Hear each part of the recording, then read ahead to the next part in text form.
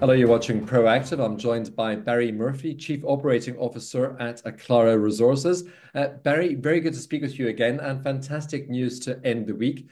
You're on with an updated mineral resource estimate for your Carina module in Brazil, and it's significantly higher than the previous estimate. So, a crucial milestone for the company. Indeed, yeah. Thank you, Stephen. It's good to see you again as well. Yes, exciting news coming out today with a very significant increase in the resource size for the Carina module.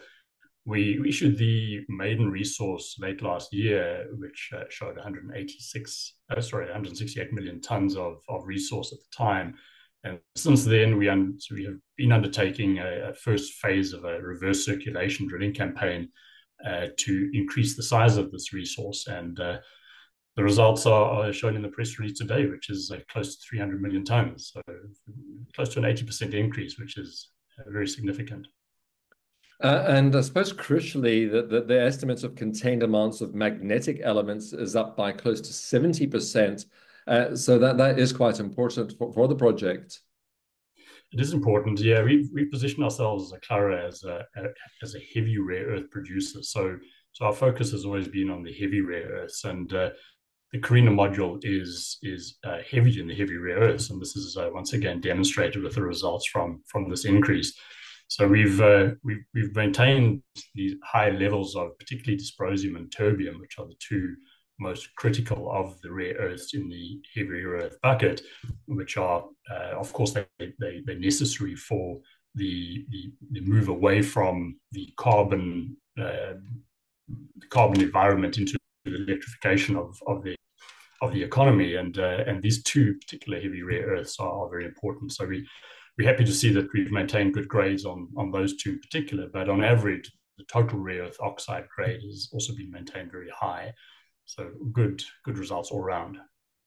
And you also point out that the metallurgical recoveries of rare earths from the Carina module are compatible with the technologies of your pilot plant in Chile. And you're looking at relocating that plant at the same time. Yes, that's right, Steve. So a couple of months back, we sent a 25-ton sample of the clays from Carina through to Chile, and we ran that sample through the pilot plant at the time located in Chile. And the result that we got were very pleasing as well. So they were, as predicted, we expected that plant to operate as well as it was operating on the Penco clays, and that was demonstrated in Chile with the 25-ton sample. We subsequently made the decision to move the pilot plant to Brazil for various reasons, and we think it's good to have it co-located to Carina now that we've completed the piloting for Penco in Chile. We're going to turn our focus to piloting the Carina clays in Brazil, and we'll use the opportunity to train up local staff, local operators, as we did in Chile as well, so that we start to develop the skill base needed for the future operation of the plant.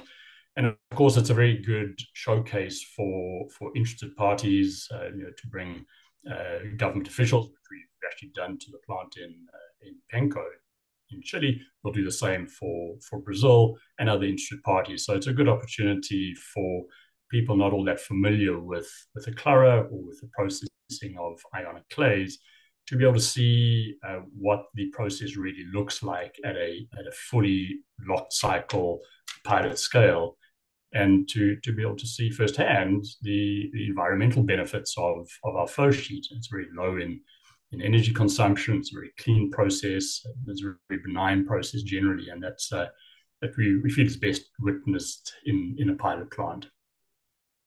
Barry, you also announced that you've secured two additional mining rights adjacent to Carina. So I suppose giving you more exploration potential around the project.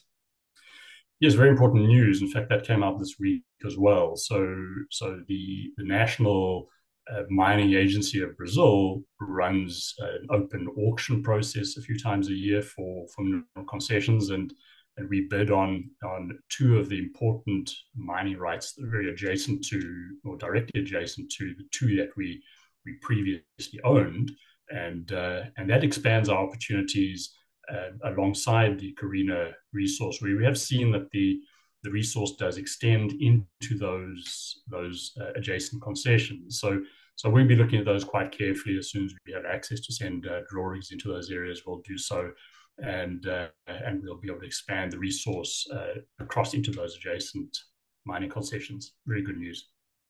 So Barry, the next steps from here? So the next steps, we'll be issuing an updated PEA in early September to support the press release of the updated mineral resource today.